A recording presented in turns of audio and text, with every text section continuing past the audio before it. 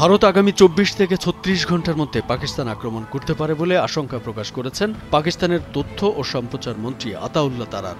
বুধবার ভোরে এক সোশ্যাল মিডিয়ায় এক পোস্টে এই আশঙ্কা প্রকাশ করেন তিনি। তবে ওই মন্ত্রী অবশ্য ভারতীয় সম্ভাব্য হামলার বিষয়ে সুনির্দিষ্ট তথ্য দেননি।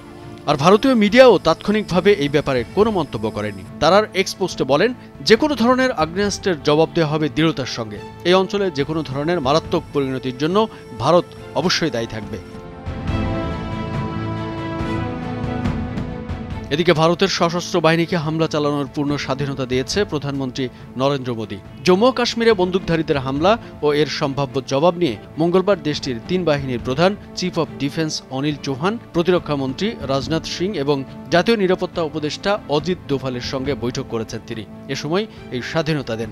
মোদীর নয়াদিল্লি বাসভবনে 29 এপ্রিল সন্ধ্যায় ওই বৈঠক অনুষ্ঠিত হয়। এদিকে ভারত শাসিত কাশ্মীরের পহেলগাঁওয়ে সাম্প্রতিক হামলা ও চলমান উত্তেজনার কারণে পাকিস্তানের সব বিমানবন্দরকে হাই অ্যালার্টে রাখা হয়েছে। নিরাপত্তা ব্যবস্থা ও নজরদারি প্রোটোকল আগের তুলনায় বহুগুণে জোরদার করা হয়েছে বলে জানিয়েছে দেশটির বেসামরিক বিমান চলাচল কর্তৃপক্ষ।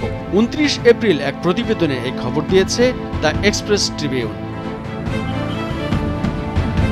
বেসামরিক বিমান চলাচল কর্তৃপক্ষের সূত্র জানিয়েছে, ভারতীয় আকাশসীমা দিয়ে যাতায়াতকারী বা যেখান থেকে যাত্রা শুরু হয় এমন সব বিদেশি এয়ারলাইন্সের ফ্লাইটের উপর এখন থেকে কঠোর নজরদারি চালানো হচ্ছে। যদিও পাকিস্তানে এখনও ভারতীয় বিমান সংস্থাগুলোর কার্যক্রমে নিষেধাজ্ঞা বহাল রয়েছে, তবে অন্যান্য আন্তর্জাতিক ফ্লাইটগুলো তীব্র নিরাপত্তা পর্যবেক্ষণের আওতায় রাখা হয়েছে।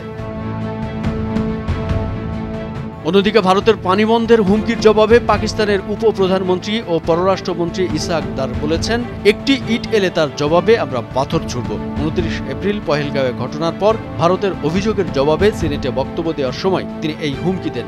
ইসাক দার বলেন, পেহেলগাঁওয়ের হামলার ঘটনাকে ভারত সাজানো নাটক হিসেবে ব্যবহার করে সিন্ধু পানি চুক্তি বাতিল করতে চাইছে। তিনি বলেন, ভারত একতরফাভাবে এই চুক্তি বাতিল করতে পারে না।